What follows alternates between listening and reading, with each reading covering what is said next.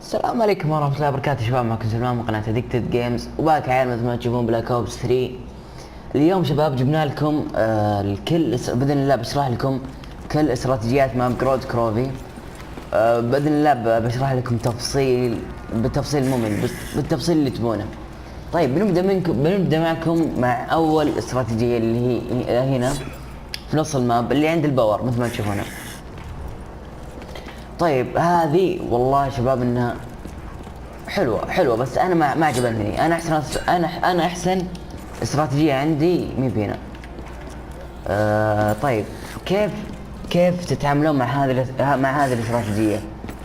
طيب اول شيء يكون معكم شيلد وستامينا، هذول اهم شيء. طيب تحاولون انكم تراوغون الزومبي، تراوغونهم. اذا جاكم من الجهتين حاولوا انكم ترجعون فيهم كذا، وادخلوا من ذي الجهه واطلقوا طلقه بالريجن ولا بهذه تطويره النار. فهي جميله مره، بس اخر شيء فيها ان التنين فيها هذا مخربها مره. طيب هذه اول استراتيجيه شرحناها لكم. اترككم مع ثاني استراتيجيه، وباقي مثل ما تشوفون هذه ثاني استراتيجيه. والله يا شباب انها صعبه، والله هذه صعبه.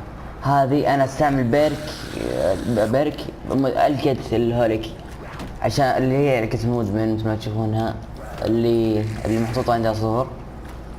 هذه انا استعملها عشان تساعدني، لان في مليون جقر تحتاجونه في هذه الاستراتيجيه. اول واحد اللي هو الستامينا والشيلد والعنكبوت وش اسمه والبس اسوي بس. طيب مميزات هذه الاستراتيجيه انها مميزاتها ان ما تجيك ديك الآلات اللي براند دوجز، ما تجيك هذه. واحسن شيء بعد فيها انه في فخ هنا يبطل الزومبي اللي جو من هنا.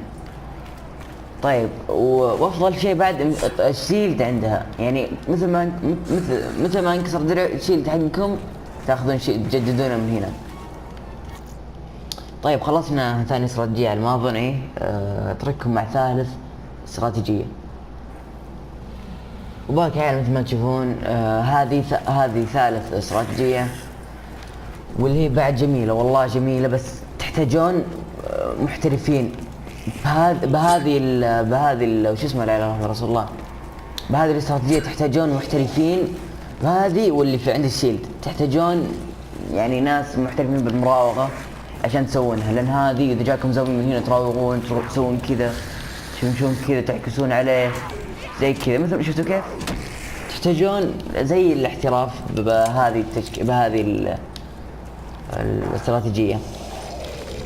طيب مميزات هذه الاستراتيجية انها اول ما تجون هنا تشغلون الكهرباء على طول ينهيكم كل الزومبي. يعني تجمعون زومبي تجمعونهم وتعطونهم واحدة كذا بهذه وخلاص تنهيهم. خلصنا ثالث استراتيجية، ووديكم عند رابع استراتيجية. وباقي مثل ما تشوفون هذه اجمل واحسن استراتيجية بالنسبة لي. يعني انت عندك استراتيجية جميلة يعني زينة انت متعود عليها، والله ما ادري، بس هذه من ناحيتي انها توصل كراوند 100 وانت مرتاح. مميزات هذه وش اسمه الاستراتيجية ان التنين ما يجي الا من هذه المنطقة بس.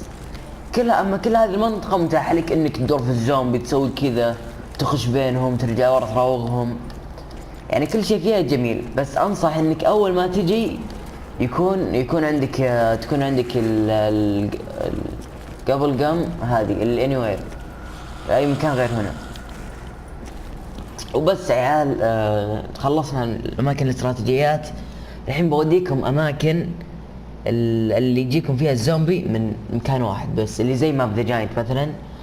بوديكم لها واجيكم. وباقي يعني مثل ما تشوفون هذا بوديكم الحين عند المكان. طيب تحتاجون في هذا المكان شيلد وعلكة انيوير باتس هير اللي هي اي مكان غير هنا، وبس هذا اللي تحتاجونه. وتحتاجون انكم تطورون سلاحكم تطويرة الثاندر، لانكم جدا تحتاجونها في هذا المكان. طيب اول شيء تروحون عند التطوير الصفراء، لا تخشون بهذا الدرج، خشوا عند هذا الدرج اللي هنا. تمشون هنا تروحون يمين هذه هي.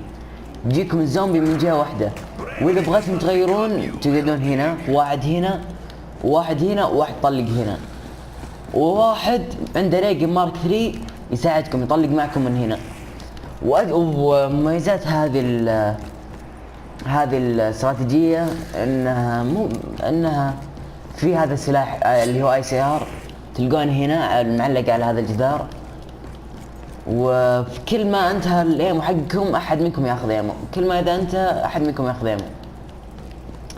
هذا اول مكان يعني اللي يجيكم الزومبي من مكان واحد، فبوديكم من ثاني مكان واجيكم. وباقي عيال مثل ما تشوفون هذا ثاني مكان الوقفة، يعني بسميها وقفة عشان الزومبي ما يجيك من جهة واحدة اللي هي هذا. اول ما يوصلكم تنين من هذه الجهة بيقعدكم من هذه الجهة. طيب وش بتسوون هنا؟ بيجيكم الزومبي من جهة واحدة، انتم اختاروا اللي تبونه، واحد طلق من ذي الجهة، واحد طلق من ذي الجهة، واحد طلق من ذي الجهة. والله مكان خرافي، والله مكان جميل، يعني زي نقول زي ما بجاين زي المكان اللي هناك. ويفضل مميزات هذا المكان ان الزومبي ابدا، ان التنين ابدا ما يجيك، ابدا ما يقدر يجيك التنين. وش اسمه، وتحتاجون بعد علكة وش اسمه الانسلاين سايت اللي هم ما يشوفكم زومبي، يعني لو تنحشرون تضغطون السهم اللي فوق على طول يرجعكم لما يناظرونكم الزومبي. وبس يا شباب، هذا كل شيء عندنا اليوم.